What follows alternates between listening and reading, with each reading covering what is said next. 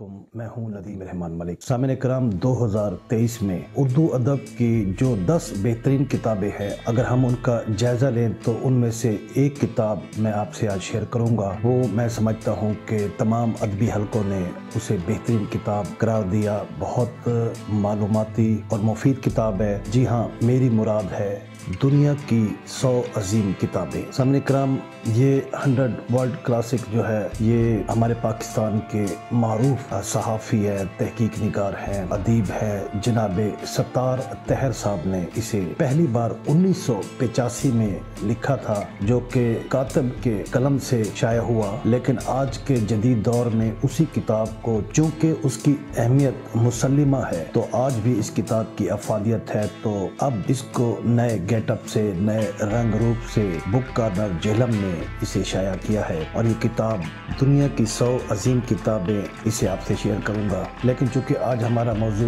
ये नहीं कि टॉप 10 किताबें कौन कौन सी हैं, आज हम सिर्फ दुनिया की 100 अजीम किताबें जो कि सत्तार तहर साहब ने लिखी हैं। ये एक निहायत मालूमाती किताब है जो मैं समझता हूँ कि हमारे तमाम सहाफ़ी हजरात को इसे पढ़ना चाहिए। तमाम जो हमारे रिसर्चर हैं, तहकीक निगार हैं, उसके अलावा जो मीडिया पर्सन हैं, एंकर हैं, काबिल का इम्तिहान पास करना चाहते हैं, उनके लिए तो ये एक तोशे खास है। वो इस किताब को ज़रूर पढ़ें, क्योंकि इसमें दुनिया की 100 जो अजीम किताबें हैं, जिन्होंने दुनिया के अजहान को चेंज किया, जिन्होंने दुनिया के फ़िक्र और नज़रियात थे उनको चेंज किया, उन किताबों ने अपने अपने दौर में, अपने अपने अहद में लोगों की फ़िक्री और इल्मी आबियारी की, और अपने आप को, अपने तमद्दन को, अपनी तहजीब को, अपनी सकाफत को दुनिया के सामने लेकर आए। चूँकि दुनिया की 100 अजीम किताबें जो इनके लिखने वाले हैं, वो आथर, वो मुसन्निफ अपने अपने दौर के अजीम रहनुमा थे, फ़िलासफ़र थे, दानिश्वर थे।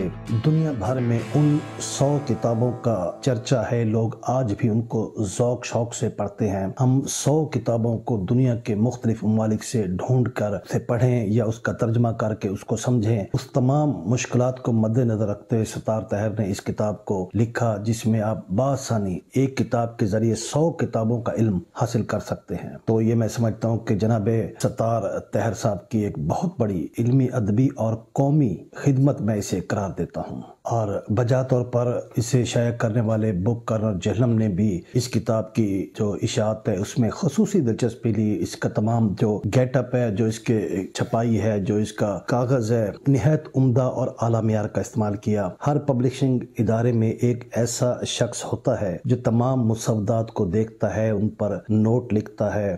तो इस किताब के जो एडिटर हैं जनाब सुलेमान खालिद साहब ने इस किताब के हवाले से एक खसूसी नोट लिखा है। अगर आप उनके उस खसूसी नोट को आज की इस वीडियो में देखें तो आप इस किताब से मुकम्मल आगाही आपको मिल जाएगी। आप जान जाएंगे कि ये किताब किस तरह लिखी गई, सत्तार तहर ने किस दौर में लिखी, कैसे कैसे हालात उन्हें दरपेश आए, और अब तक इस किताब के कितने एडिशन शाया हो चुके हैं, क्या कुछ इसमें है, वो तमाम जो मैं चाहूँगा कि आपसे वो शेयर करूँ। तो पहले हम चलते हैं सुलेमान खालिद साहब के स्पेशल नोट की तरफ। दुनिया की 100 अजीम किताबों की किताब आपके हाथों में है। इसमें आबाद जहाने मुआनी की वुसअतों को संजीदा कारी बाखूबी समझता है।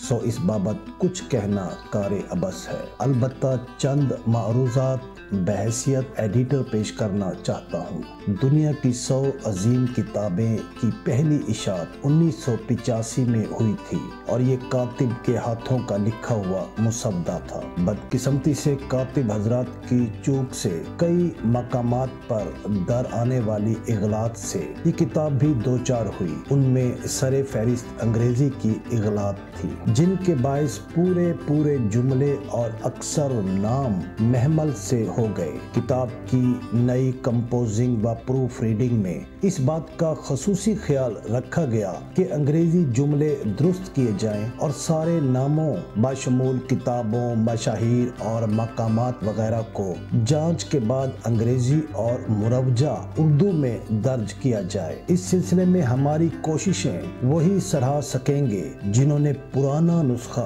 دیکھ رکھا ہے۔ انگریزی جملوں کے ساتھ ساتھ مصنفین کے سنین پیدائش اور وفات سے متعلق بھی بہت سی اغلاط اصل کتاب میں موجود تھی۔ کئی مقامات پر سنین میں یہ فرق 10 سال تک کا بھی دیکھنے میں آیا، جن کو اب درست کر دیا گیا ہے۔ غالباً اس فرق کی وجہ اس دور میں ستار صاحب کو دستیاب ابلاغ و معلومات کی محدودیت رہی ہوگی۔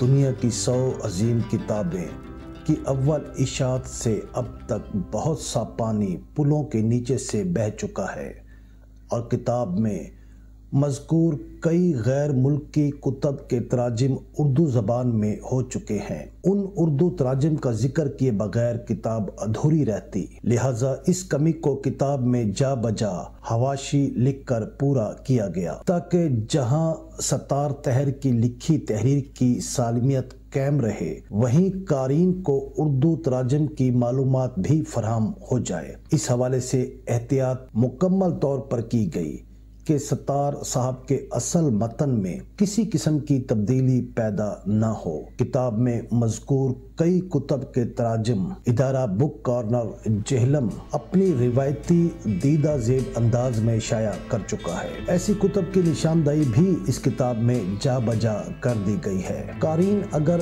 با نظر غیر اس کتاب کی فہرست کا مطالعہ کریں تو ستار صاحب کی ترتیب کتب میں ایک باریک سا ربط اور نقطہ رسی محسوس کریں گے، جو کچھ یوں ہے۔ ابتدا میں 8 مذہبی کتب ہیں، ان کے بعد زمانہ قبل از مسیح سے چلتا آ رہا ادب ہے، جو زیادہ تر حکایات اور یونانی ادب پر مشتمل ہے۔ پھر یورپ کے قرون وسطی اور نشاط ثانیہ کے دور کی کتب ہیں، جن میں اکثریتی کتابوں کی صرف ڈرامہ ہے۔ یورپی دانش کے بعد مشرقی دانش کی شاہکار کتب کو رکھا گیا ہے، جو زیادہ تر صوفیانہ حکایات و صوفی شاعری پر مشتمل ہیں۔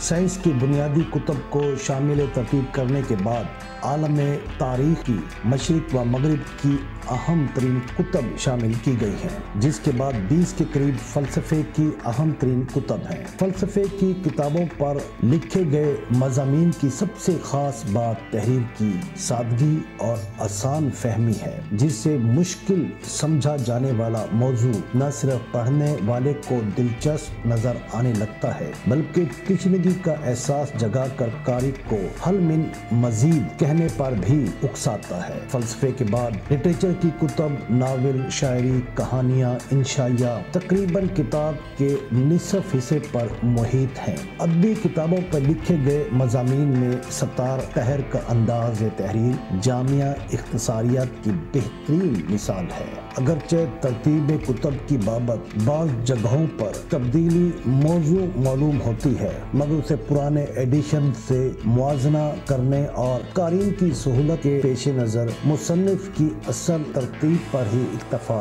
کیا گیا ہے۔ ستار طاہر نے بیشتر مضامین کے عنوانات کتابوں کے انگریزی نام پر رکھے تھے۔ اس میں خفیف سی تبدیلی یہ کی گئی ہے کہ اردو میں ترجمہ شدہ کتاب کے مضمون کا عنوان انگریزی سے اردو میں بدل دیا گیا ہے۔ ان تبدیلیوں میں فادرز اینڈ سنز کو باپ اور بیٹے، ریڈ اینڈ بلیک کو سرخ و سیاہ، برادر کرامازوف کو کرامازوف برادران، اور وار اینڈ پیس کو جنگ اور امن قابل ذکر ہیں۔ اس سلسلے میں یہ اصول بھی ملحوظ خاطر رکھا گیا ہے کہ وہ کتابیں جو اپنے اصل یا انگریزی نام سے ہی زیادہ پہچانی جاتی ہیں، ان کے مضامین کا عنوان اصل نام سے ہی رہنے دیا گیا، جیسا کہ کارل مارکس کی داس کیپیٹل، میکیاولی کی دی پرنس، ایملی برونٹے کی ودرنگ ہائٹس وغیرہ۔ اگرچہ ان تمام کتب کے اردو تراجم ہو چکے ہیں، پرانے ایڈیشن میں کتابوں اور مصنفین کے نام صرف اردو میں لکھے گئے تھے، لہذا قارئین کی سہولت کے لیے موجودہ ایڈیشن ایڈیشن میں ان ناموں کو اردو کے ساتھ ساتھ انگریزی میں بھی لکھ دیا گیا ہے۔ اس کتاب کی تیاری کے سلسلے میں جناب اسلم ملک کا شکریہ ادا کرنا واجب ہے۔ کام کے دوران جگہ جگہ ان کی مشاورت شامل حال رہی۔ حرف آخر کے طور پر عرض کرنے دیجئے کہ اچھی کتاب کی ایک علامت یہ بھی ہوتی ہے کہ جب آپ اسے مطالعہ کے لیے اٹھائیں اور پھر پڑھ کر واپس رکھیں تو آپ کی ذہنی حالت میں تغیر آ چکا ہو، چاہے کتنا معمولی ہی کیوں نہ ہو۔ اس کتاب پر کام کرتے ہوئے میں نے بھی بہت کچھ نیا سیکھا ہے۔ دنیا کے بڑے بڑے اذہان کے خیالات کے بارے میں آگہی حاصل ہوئی ہے، اور اسی کتاب کا اعجاز ہے کہ مجھے اس میں شامل کتب کے مطالعے کی تحریک ملی ہے۔ ایک اچھی کتاب کا اثر آخری سے بڑھ کر کیا ہوگا؟ بک کارنر کی شائع کردہ کتابوں کی خوبصورتی اور معیار کے متعلق کچھ کہنا اب سورج کو چراغ دکھانے کے مترادف ہے۔ دنیا کی 100 عظیم کتابیں بھی ادارے کی تمام ٹریڈ مارک خصوصیت سے مزین ہیں۔ اغلاط سے پاک متن، نمایاں لکھائی، بڑا سائز، معیاری کاغذ، عمدہ چھپائی، مضبوط جلد بندی اور خوبصورت سرے ورق جس پر سجی کتابوں کی کیلی گرافی کا مونٹاج اپنی جگہ ایک پیس آف آرٹ ہے۔ ابتدا اور اختتام پر کتابوں کے سر ورق اپنی رنگا رنگی میں سونے پر سہاگا ہیں۔ یوں کتاب کی تیاری کے سلسلے میں کی گئی محنت برادران گگن شاہد اور امر شاہد کی سلیقہ مندی سے باذوق قارئین کی خدمت میں پہنچ رہی ہے۔ سلیمان خالد جی، تو یہ تھی دنیا کی 100 عظیم کتابوں کا ایک تعارف جو میں نے آپ سے پیش کیا۔ تو سامعین کرام، میں آپ سے درخواست کروں گا کہ آپ یہ کتاب ضرور پڑھیں، بلکہ اپنی لائبریری میں رکھیں، گھر میں رکھیں، بچوں کو بھی پڑھائیں، کیونکہ اس میں دنیا کی 100 عظیم جو ذہن ہیں وہ اس ایک کتاب میں یکجا آپ کو ملیں گے، جس سے آپ کی علمی، ادبی اور فکری آبیاری یقیناً ہوگی۔ اجازت چاہوں گا، ہمارے چینل کو ضرور لائک، سبسکرائب کیجیے گا۔ اپنا خیال رکھیے گا۔ اللہ حافظ۔